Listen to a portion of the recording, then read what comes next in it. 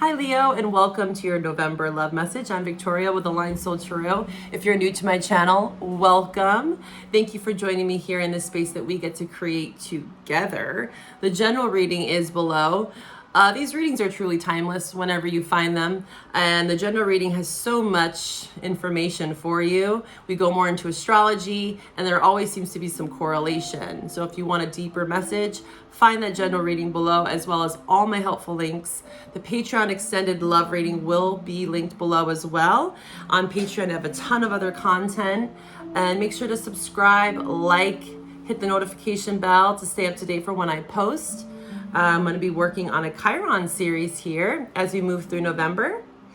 But yeah, let's get into your love reading. Again, take what resonates and leave what doesn't, as always, and place the roles as you see fit. There's a lot to learn from either end of this story, right? This is a you versus them reading.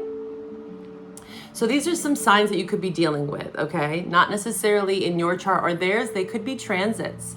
They could be aspects, right? I do birth chart analysis and synastry transit readings where we look at the planets in your chart or theirs or combined and what's happening with the sky right now. So this could be talking about those such things, okay? Capricorn is Saturn, Jupiter, Sag, or Gemini, since Jupiter is in Gemini. Pisces, Saturn as well. There's a strong emphasis of Saturnian lessons going on in your love life. Oh, happy, joy, right? And then water, Cancer, Scorpio, Pisces. All right, let's see. We're going to pull from the Animal Oracle to start and see what energies you're in and your love interest. So what energies is Leo in? Ancestors, guides, allies. The Lamb. What energies? Whoa, your cards are just coming out. Golden Egg. Oh, I like that. What energy is Leo's love interest in? Leo's love interest, ancestors, guides, allies, ascended masters. Okay. They're in a bit more of a darker space, and that's not to be negative. You know, we all go through moments when we're just, you know, in our shadow. We're working through our shadow. We're trying to release some fears, you know. We all got to go there at times, but this person is definitely gaining some deep wisdom. You know, they might have heavy Scorpio in their chart or just earth, strong earth and fire. All right, let's read on these. So you got Lamb and Golden Egg. You're all light as a bird over here. Light as a feather, stiff as a board is what I heard. You are definitely in a more calm, prosperous energy here. I love the Lamb. It's very graceful. It's very feminine. It's soft. It's kind. It's gentle. So also this could be suggesting just being gentle on yourself and potentially this person, because they're definitely in a more protective area. You know, they're in their cave maybe. The bear reminds me of hibernation. They could be hibernating. The crow is also about wisdom. They got two flying creatures here, so it's like messages, right? Messages from even the underworld when I see the crow and the bat. Very scorpionic here. They could have strong Scorpio like I suggested. Fire, earth, but we also still have water here, right? So let's see here. The bear, I know, is just, they could be a bit overbearing, again, hostile, volatile, and then also the bat is teaching them about, again, the past. That's what the bat is. It's about the past, and also the bat is about the shadows, you know, what's lurking in the shadows here. You know, we don't often see bats because they know when to come out and when to, you know, hibernate, much like the bear. And again, this is about, it's much like death. You know, bat represents Scorpio in that way because it is the death card. It's death, rebirth, and it's learning how to let go. Where maybe they've been holding on to something very tightly. Bear is very protective, especially in reverse. It's like they're clutching onto something here, as you can see. They're like holding something very tightly, or they could be holding something really close to their chest that they need to express. And they're protecting it, they're guarding it. Whereas I see you, you're with this lamb and you have this egg and you're like, you know, I have something to give here. And I'm very gentle with this egg, because the golden egg, any egg, it's spirit in this deck, but it's just an opportunity. It's much like an ace, and it needs to be tended to. It needs to be protected. And I see that this person, it's actually interesting because when I look at these cards, the bear, I'll show you real quick. Let me put this here. The bear is looking back at the egg, but you can't see it in the way that it is on the table. The bear is looking at that egg. They're like, is this something that I want to protect? And the lambs were like, I'm open. I'm here with this egg. They're definitely peeking over, but then the crow's looking the other way. So it looks like a part of them wants to lean towards you, but they also could feel like you are maybe not as open as you're appearing to be. And yeah, watchful. They're keeping a watchful eye with the crow. And this is all about the past. So this is signifying, and it doesn't have to be for everyone, this is a general reading, that this is someone that you already know. Okay? Or they're just keeping a watchful eye on you. It could be someone that you never met that's watching you. I know that sounds creepy, but it doesn't have to be. It could be, you know, someone that's on your social media, or a friend, someone that you met some time ago in the past, and now maybe they're like, hey, what's that person up to? What's Leo up to? Can I approach this person? Are they approachable? You look approachable. We'll dive deeper here. Very psychic. This person is very intuitive, watchful, strong, very protective of you, it seems, or this relationship. But let's see. Let's pull some more cards. Yeah, we're going to pull from here. Yeah. No, we're going to pull from the light seers. Okay. Let's move these cards up here. You know, with Saturn being so present in the Astro Tarot deck, is that, you know, with Saturn, it's about karma. It's also about time, chronos. So maybe time has passed between you two, you know, because a lot are on the past with the crow and also the bat. Scorpio energy is really bringing up a lot of past for a lot of people, especially your love interest, it's looking like. But again, roles can be reversed. You can resonate with either side or both, okay? Leo. Ancestors, guides, allies, ascended masters. Let's tap in and tune into Leo and their love interest. How are you feeling, Leo, over here in the lamb energy? Happy as a lamb. I just got the song, I can live with or without you. I can't live. I'm going to write that down. So whenever I get songs,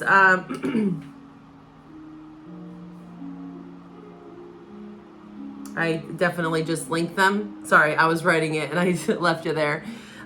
It's in the lyrics. I always say that to people. You might hate the song, it's in the lyrics. I can't live with or without you. Kind of a love-hate thing. Yeah, in your general reading, which again, go watch it, please. I highly encourage you to watch both. Especially people that come to me on my channels. It's really important to, again, you don't have to watch the love reading, but the general readings, there's so much information there. You got Sweet Surrender by Sarah McLachlan.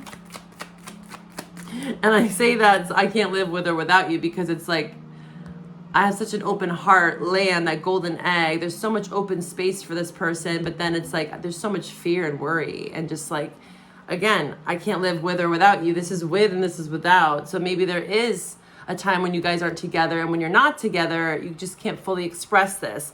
And there was a lot in your general reading around grief, and really all that grief is unexpressed love. So you can feel like you can't express your love to this person. There's a lot of love that you have for them, but you can't express it with the Nine of Swords. Okay, how is Leo's love interest feeling towards them? This bear crow.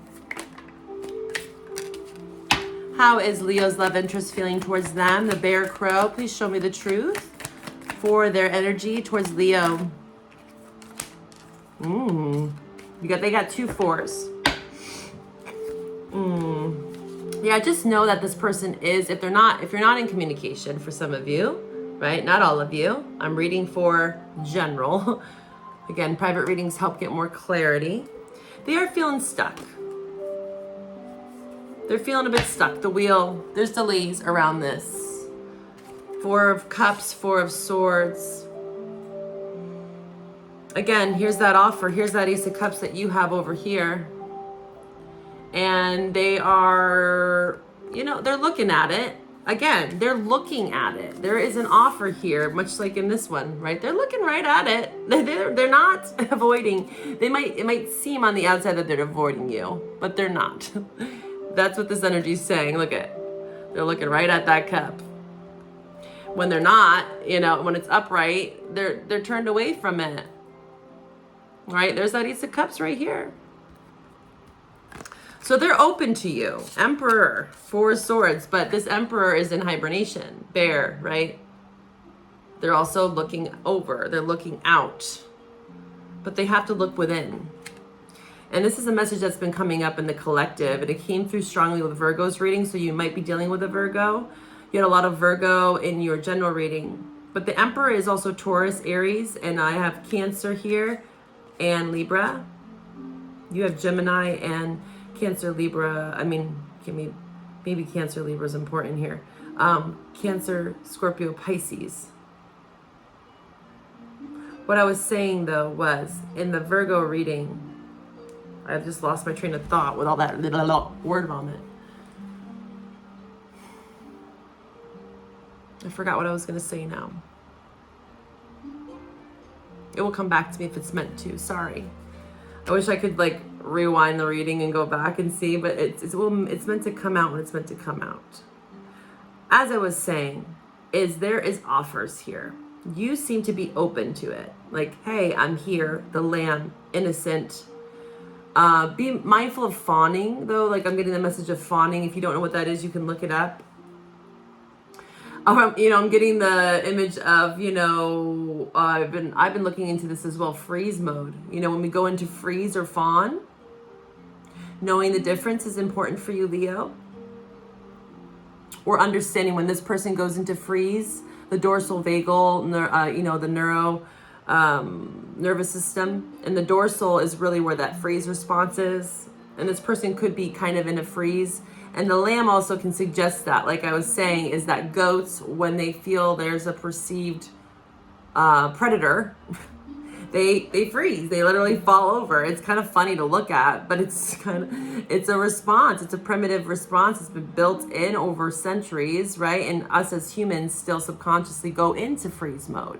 It's not a conscious decision necessarily. So there's something around this person where they could either put you in freeze mode or they are, right? It could go both ways. You could do this to each other at times. And then you could maybe fawn, like trying to get them out of freeze mode by like being more appealing and gentle.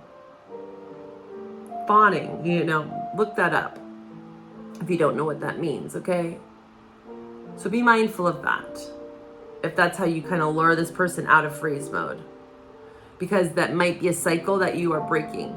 In your general message, again, there was a lot around grief. This person is definitely processing some missed opportunities in love, especially when it comes to you.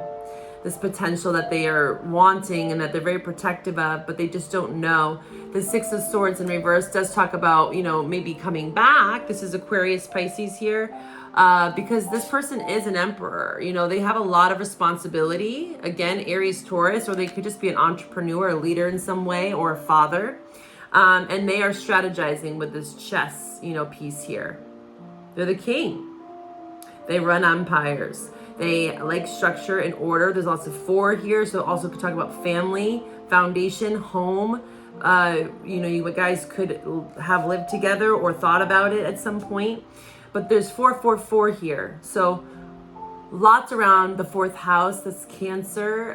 Things could be coming up around their family.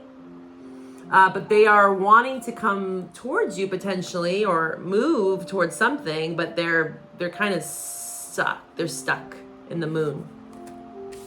They're stuck in the moon energy because there's lots of feelings stirring here. All right, let's pull from the Moonology. What's going on with this person over here? Leo's love interest. Why are you in this moon energy? What's going on with this kind of moon, 4 of Swords, rest, reflection, They're diving deep into some shadow work, and it looks like they're regaining some confidence as well as they do this. So hats off to them. You know, I know over here you might be like, where are you? You know, I can't live with or without you, but you know, sadly, I know that that's challenging. It's Saturn though here. It's a big lesson that's undergoing this relationship for both of you. And it is making you both stronger. It's actually strengthening this love, I see. But it's also, again, it causes grief for you.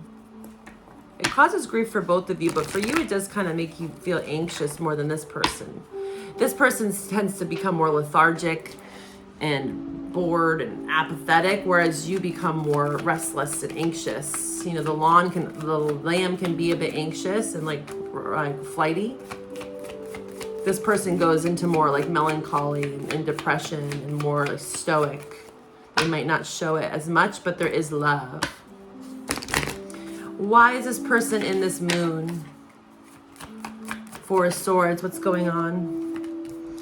Yeah, the energy is gaining momentum. So they're still in that moon. It's gaining momentum where they're starting to come out of it, right? Things are being revealed to them, but they're deep in it. Waxing moon, which we have, like last night when I looked up at the sky, we had the waxing moon. So that's very current to right now. It is gaining momentum. All right, how about for you, Leo?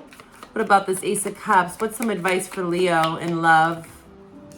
It's time to release negativity. Yeah, it's time to give rather than take, and emotions are running high. Yeah. So I feel like by Sagittarius season, there might be some luck on your side. There might be a lucky break within this relationship or just your ideas around it. Okay, we did see that signature of 9 very strongly for you in the general reading.